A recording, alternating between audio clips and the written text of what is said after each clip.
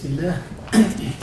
أولا أشكر الأحبة السادة الرؤساء على حسن الاستماع وحسن التواصل، كما أشكر السيد بهاء الدين على مرافعته، على مداخلته القيمة، على تسلسل أفكاره، على استشهاداته، على تحليله النقدي والانتقادي كذلك، ومحاولته جلب السادة القضاة لأطروحته أو لموقفه الذي دافع عنه بشكل مؤدب ولطيف جدا حقيقة، وبشكل مبرر للنتيجة التي يريد أن يتوصل إليها السيد بهاء الدين.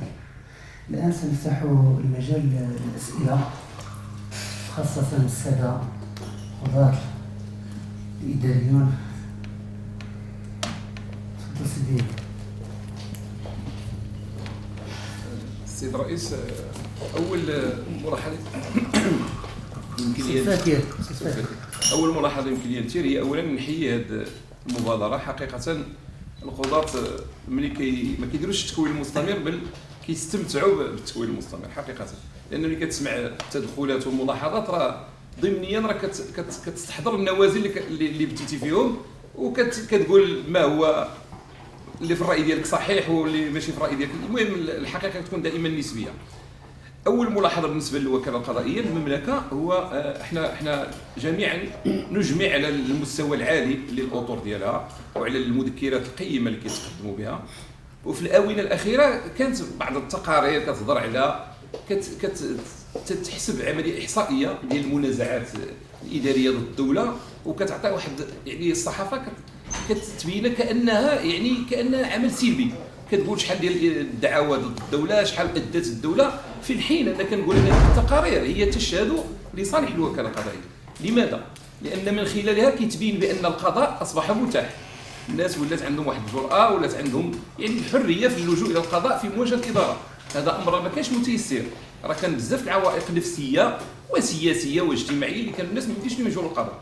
اذا الباب تفتح. ثانيا ملي كنشوفوا القضاء الاداري كيعطي التعويضات وكذا، ولو انها تعويضات كتبان خياليه ولا كذا، راه هي من خلالها الدوله تتصالح مع نفسها ومع تاريخها ومع كل ما انجزت. راه المرافق الاولى ديال العقود الاولى للاستقلال كلها بنيت بهذه الطريقه. راه حقيقه ما كانتش كتسلك مسطره ديال النزع الملكيه، كان اعتداء مادي، كان والوكاله القضائيه واكبت هذا المجهود.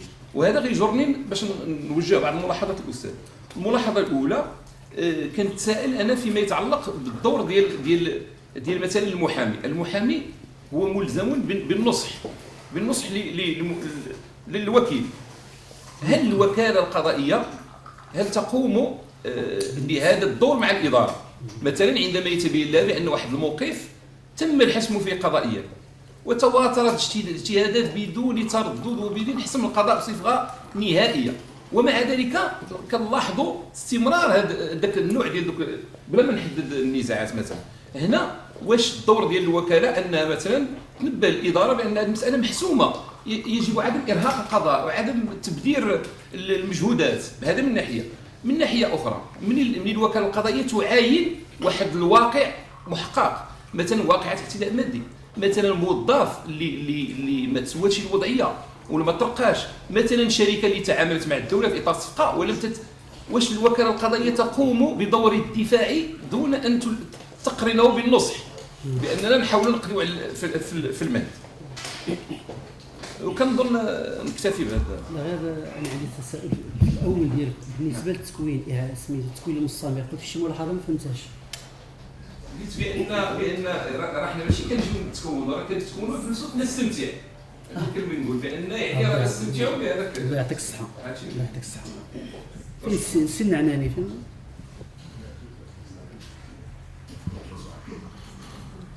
الشقاوي. جميل أن نتحدث عن دور الوكيل القضائي أو الوكالة القضائية، وجميل كذلك أن نثير بعض القرارات الصادرة عن محكمة النقد كمرجع في بعض القضايا، إلا أن هناك ملاحظات لا بد من إثارتها بخصوص هذا العرض القيم الذي قدمه الأستاذ بهاء الدين. أولها أنه أعطى مقارنة بين الوكالة القضائية والمحافظة والوكالات المحافظة العقارية، واستنتج أن المحافظ العقاري وإن كان تابعا للوكالة المحافظة العقارية فإنه بقي مستقلا في كيانه، وبالتالي يمكن له أن يمارس كل الإجراءات التي كانت له سابقا قبل إحداث الوكالة العقارية، دون أن يميز بما إذا كانت الوكالة العقارية المحدثة هي مؤسسة عمومية، فهي حسب القانون المحدث لها مؤسسة عمومية، وأصبح المحافظ بقوة القانون موظفا تابعا لها، باعتبار أنه يخضع لمراقبة المحافظ العام في كل التصرفات التي يقوم بها، في كل الإشكاليات التي تثار من طرف المحافظ نفسه التي يحيلها على المحافظ العام للوكالة العقارية للاستنارة برأيه، وبين الوكالة القضائية التي أعتبرها في نظري تبقى مجرد إدارة عمومية، فهي لا ترقى إلى مؤسسة عمومية حتى يقوم بهذه المقارنة بين المحافظة العقارية، المحافظة العامة للأملاك العقارية، والوكالة القضائية. فالوكالة القضائية هي مجرد إدارة، وبالتالي تكون معفاة من تنصيب محامي للدفاع عن حقوق الدولة في إطار الفصل المادة 31 من القانون المحدث لمهنة المحاماة. لذا في نظري يبقى المحافظ بحكم تبعيته للمحافظة العامة للأملاك العقارية باعتبارها مؤسسة عمومية ملزما بتنصيب من يدافع عن القضايا التي يكون فيها طرفا أصيلا، على خلاف ما أثاره الأستاذ الفضيل. وشكرا. الرؤساء النقطة دقيقة اللي عرضت علينا مؤخرا هي مسألة واش الوكيل القضائي عنده الحق في مسألة يتقدم بالطعن في مسألة انتخابات، القضايا الانتخابية. وعندي واحد النقطة كنضيفها بالمناسبة اللي تلاقينا ممثل للوكالة القضائية، كنطمنكم بأننا كنتكرسوا في الملفات ديالكم في مسائل اللي كنبقاو ديما كتعاودوها، سواء فيما يتعلق بالصفقات، سواء يتعلق بتسويه الوضعيه، سواء في الإلغاء. تاخذوا نسخه واحده كتحيدوا منها املاء الفراغ المالي وكتمحنونا حنا في الجواب، اي ان حتى لدرجه اننا كنجدوا الملفات ديال الوكيل القضائي كومبيكولي، ان الوكيل القضائي كنخليو الملفات ديالهم ما تنقدروش عليهم وكندوزوا مثلا واحد في الاسبوع. علاش؟ لان فيه بزاف الوسائل هي نفس الوسائل، راه حنا كنحاولوا اي اننا نجاوبوا ان كنديروا حنا بابي كنديروا ان حنا كنلصقوا، وهذا ما ينفعش. اكبر محكمه اي محكمه النقد في هذه المسائل خاصنا شي حاجه جديده.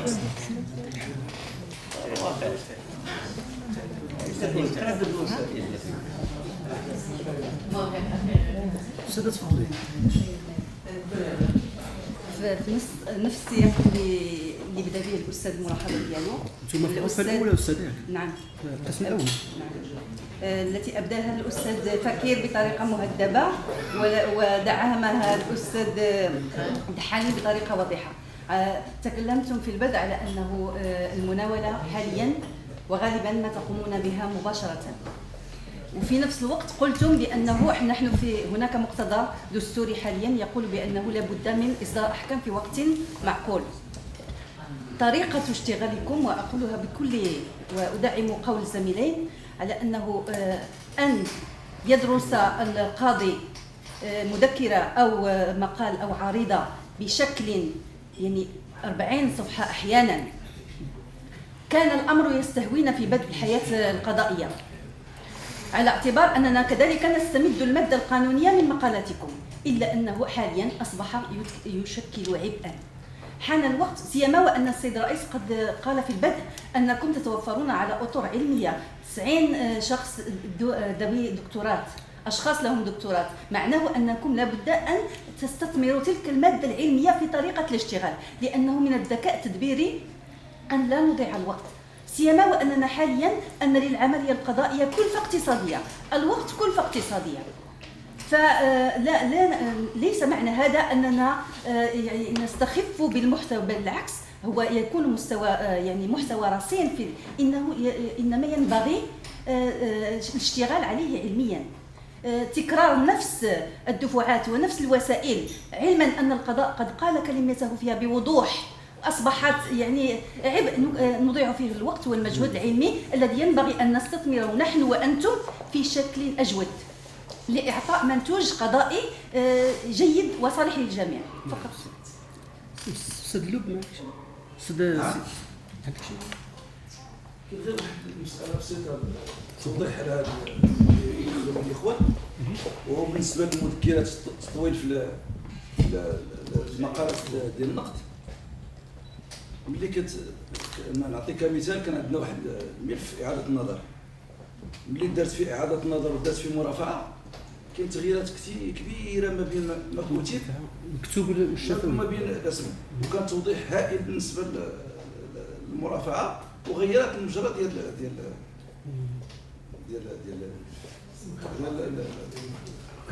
اذا دابا اخذتم بالشفوي كان احسن. كنت هذاك الشفوي كنت دار في لو الكتابي كتب كان افضل. المرافعه كانت افضل من الكتابي، ما يمكنش ياخذوا بالمرافعه. السي ابراهيم سي بوالحيان بعض الملاحظات سي بوالحيان راه تقاعد ولكن باقي تناضل داخل اسوار محكمه النقد. النقطة الموضوع الأخير اللي طرحته لي في التحكيم في تحكيم قلتوا تصالح.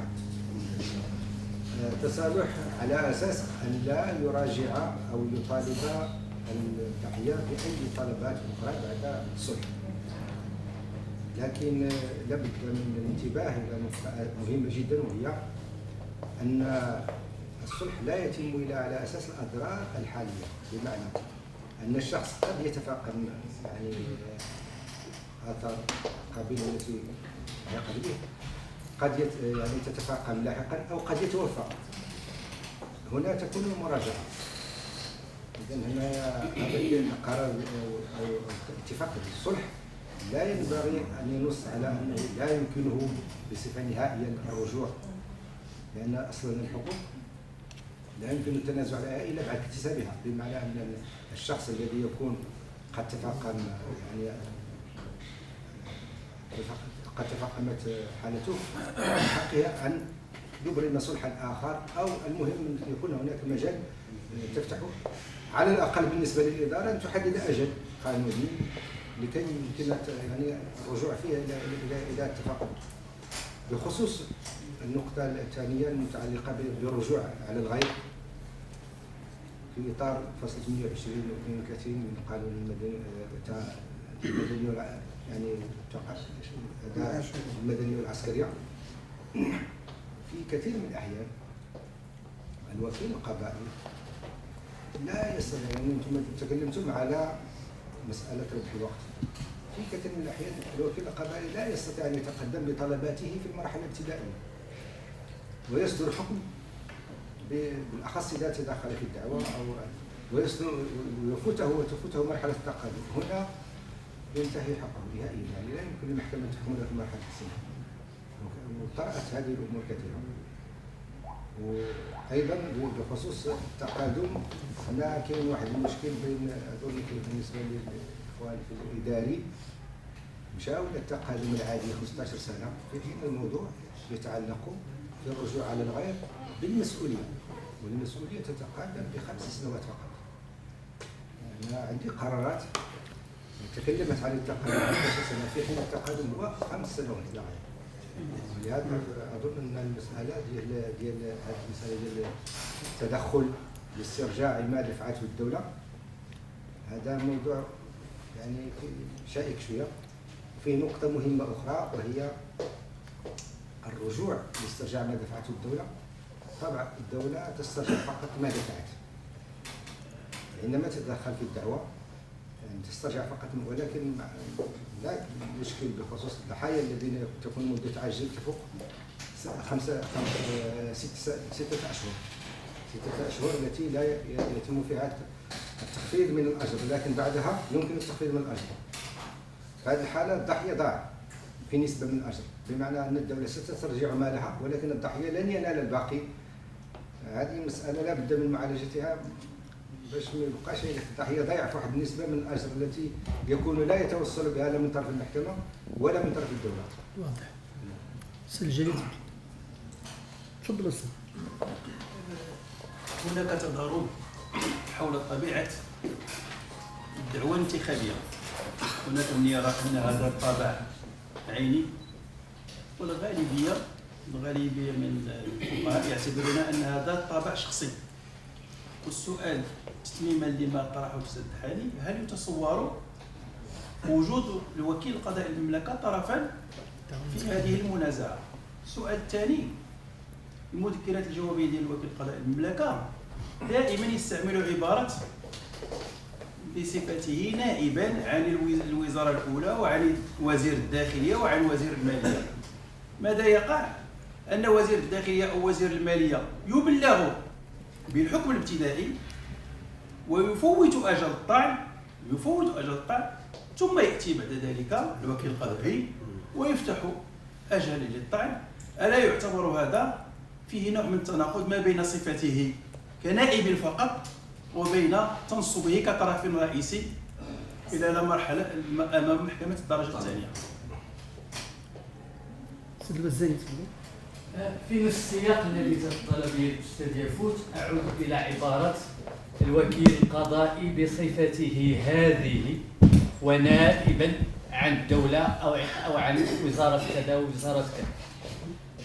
مقتضيات الظاهر الذي تفضل الأستاذ المحاضر ببسط محتواه كتقول الصفة ديال الوكيل القضائي للمملكة هو نائب ينوب عن الدولة وعن الإدارة.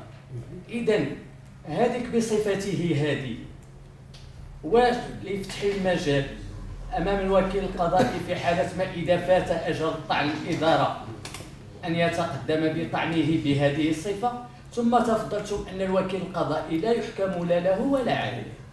إذن هذه الصفة ديال هذه هي في الأصل ما هي إلا النيابة، فكيف يتقدم بالطعن بتجرد عن هذه الصفة التي أحدث من أجلها؟ هذا هو النقاش الذي أريد أن أثيره. خديجة. بالنسبة للوكالة القضائية، السيد المحاضر أشار إلى عدم السيدة خديجة تسمع السؤال. إلى عدم ضرورة الإدلاء بما يفيد التفويض أو التوكيل للشخص الذي يمثل الوكالة القضائية أمام القضاء. بالنسبة للمرافعة الشفوية هي المذكرة تكون مكتوبة في الملف على المسطرة الكتابية. بالنسبة لطلب المرافعة الشفوية ما يجي أي موظف من أو لا أي واحد موظف من الوكالة القضائية ويريد الترافع نيابة عن الوكالة القضائية أو بصفته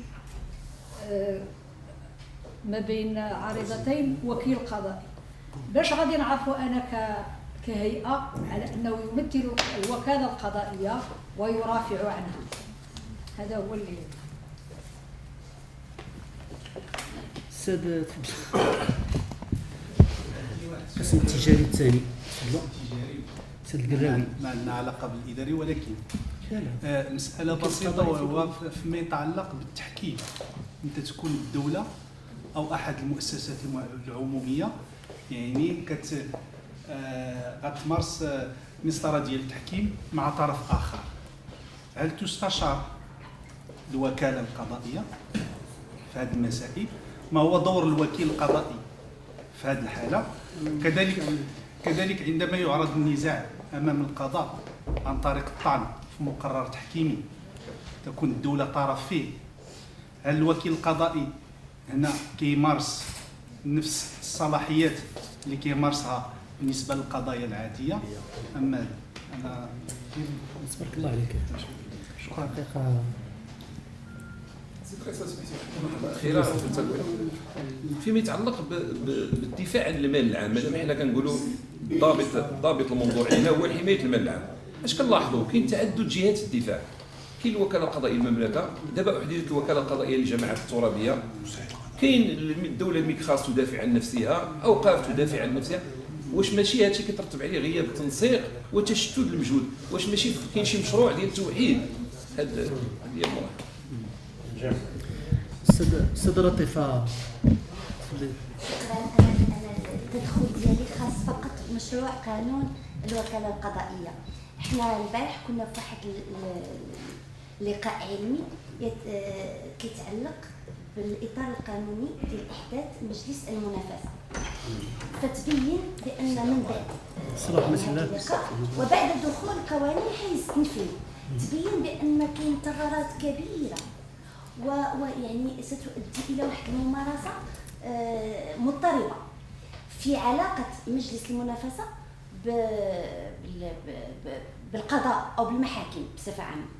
فيعني انا كنعتقد بان هذه فرصه ان يعني واش ما كتفكروش انكم على الاقل تحيلوا واحد النسخه ديال المشروع يعني توزع على الساده قضاة محكمه النقض، يعني باش يحددوا الموقف ديالهم من مجموعه ديال المقتضيات، باش ما يكونش هناك يعني هذا الاضطراب يتلاحظ من بعد دخول القانون حيز التنفيذ. سيدي يفوت تفضلوا سيدي خذوا الكلمه كامله.